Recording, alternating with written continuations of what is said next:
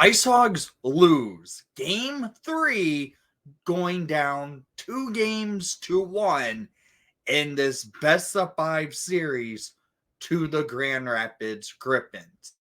Yes, the Icehogs lose it in overtime 4-3.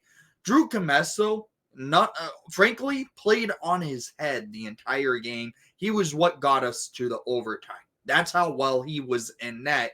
Yes, he allowed 4 goals, but frankly, the way this game went down, the Icehogs were the worst team on the ice. They were not playing strong for the first 40 minutes of play, roughly. And it just was looking like they were not going to win this game in regulation. At one point, they were down by 2 going into the final 3 minutes and 30 seconds of play. The Hogs blatantly blew an opportunity to go home to Rockford for game 4 to eliminate the Grand Rapids Griffins. Now they're facing elimination at home in the BMO on Sunday night. This is a do or die at this point for the Icehogs. They have to play strong going into game 4. They have to force game 5 back in Grand Rapids to eventually, hopefully, move on to the second round of the playoffs. So, shots on goal for each side, 42-30 in favor for Grand Rapids. Shots per period, 19-7 in favor for Grand Rapids in the first, 13-10 in favor for the Icehogs in the second, 8-8 in the third, and in overtime, 2-5 in favor for Grand Rapids. The Hogs went over 2 on the power play, so did Grand Rapids. There were only 4 total penalties called, and that's how the play went down. No goals were scored in the first period. It was the Hogs chasing pretty much the entire time on their heels, not looking ready to come out of the gates in the first period of play. And it could have been 4-0 after 1. But Drew Comesso keeping the game scoreless after 1 was key.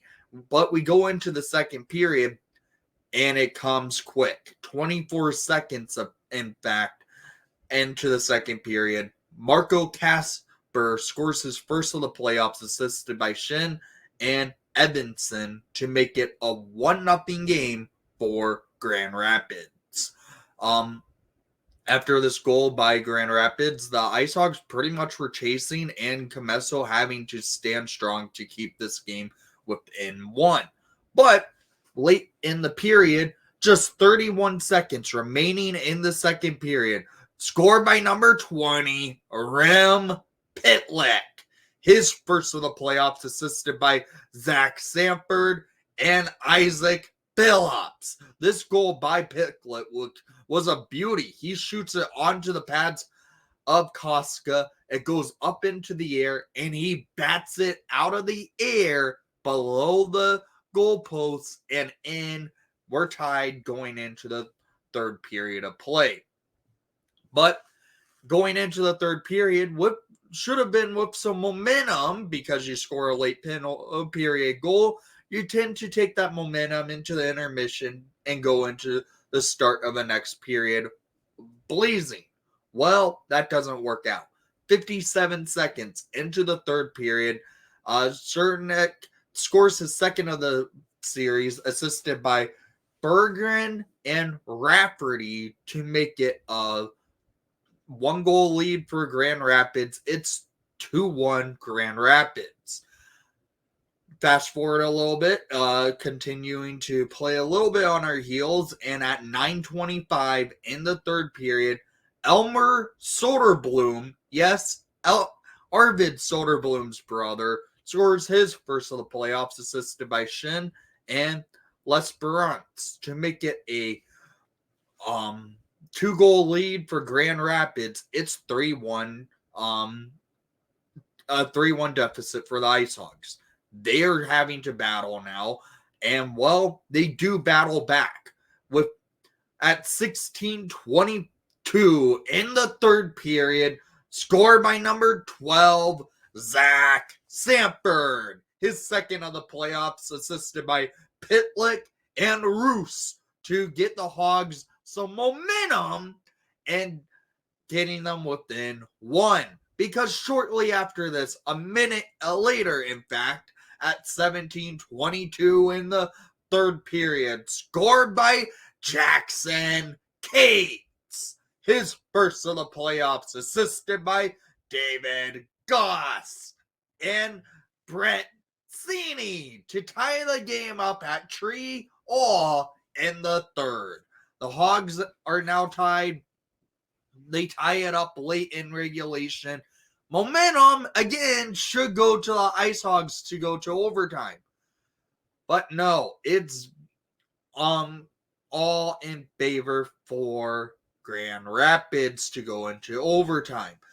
As the Hogs were chasing, having a hard time getting out of the neutral zone in overtime, they got only 2 shots on goal, in fact.